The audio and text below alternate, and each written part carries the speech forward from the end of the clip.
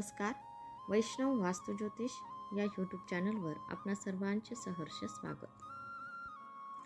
आज आपण होळी या सणाविषयी माहिती जाणून घेणार आहोत. फाल्गुन शुद्ध पौर्णिमा म्हणजेच होळी पौर्णिमा, हुताशनी पौर्णिमा, होलिकोत्सव, शिमगा, होलिका दहन अशा विविध नावांनी हा सण साजरा केला जातो. प्रांतनिहाय त्याला वेगवेगळी नावे आहेत. संपूर्ण भारतात होळी साजरी होतेच, परंतु महाराष्ट्रात, कोकण भागात होळी विशेषत्वाने साजरी केली जाते. कोकणात हा शिमग्याचा उत्सव 15 दिवस चालतो. गावकरी वेगवेगळी सोंगे धारण करून गावभर खेळ करतात. ग्रामदैवतांना पालखीत बसवून वाजत गाजत त्यांची मिरवणूक काढली जाते. प्रत्येक घरी तिचे विशेष स्वागत केले जाते. दशावताराचे खेळ घराघरापुढे साजरे केले जातात. हा शिमगोत्सव कोकणात विशेष आनंद देणारा असतो. दुष्ट प्रवृत्ती आणि अमंगल विचार यांचा नाश करून सत्प्रवृत्तीचा मार्ग दाखवणारा उत्सव म्हणजे होळी. होळी पौर्णिमेविषयी पुराण ग्रंथात अनेक आख्यायिका प्रचलित आहेत. कृष्णाने पुतना राक्षसीचा वध या दिवशी केला. त्यामुळे उत्तरेत फाल्गुन पौर्णिमेच्या दिवशी पुतना राक्षसीची प्रतिकृती करून ती रात्री पेटवतात. आपल्या तपश्चर्येत अडथळा आणणाऱ्या कामदेवास श्री शंकराने याच दिवशी भस्मसात केले. त्यामुळे दक्षिणेतील लोक कामदेव दहन प्रित्यर्थ हा उत्सव साजरा करतात. त्याचप्रमाणे पूर्वी ढुंढा नामक राक्षसी गावात शिरून लहान मुलांना पीडा द्यायची, रोग निर्माण करायची. तिचे उच्चाटनही याच दिवशी करण्यात आले. हा सण साजरा करण्याची पद्धत जरी भिन्न भिन्न असली तरी त्यामागील उद्देश सारखाच असतो.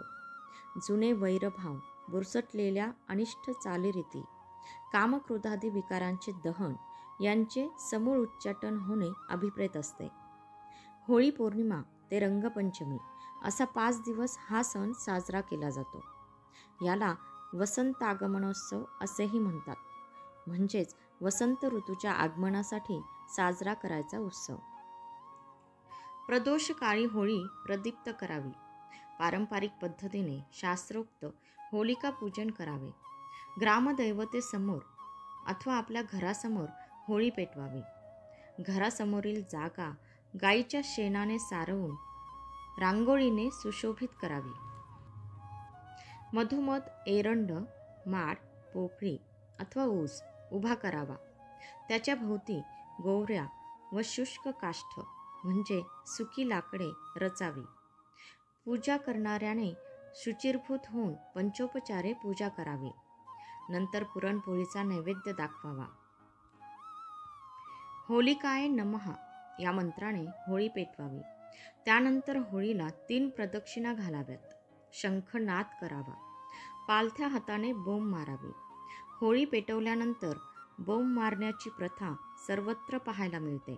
यामागील उद्देश मनातील कुविचार, दुष्ट प्रवृत्ती शांत व्हावी हाच आहे. त्यानंतर रात्री गीत, वाद्य, नृत्य या कार्यक्रमांनी जागरण करावे. होळी पूर्ण जळाल्यानंतर ती दूध आणि तूप शिंपडून शांत करावी. होळीला पुरणपोळी नैवेद्य आणि नारळ अर्पण करावा. जमलेल्या लोकांना त्याचा प्रसाद द्यावा. होळी ही प्रदोषकाळीच प्रदीप्त करावी. दिवसा केलेली होळी ही त्या नगराचा अथवा राष्ट्राचा नाश करते.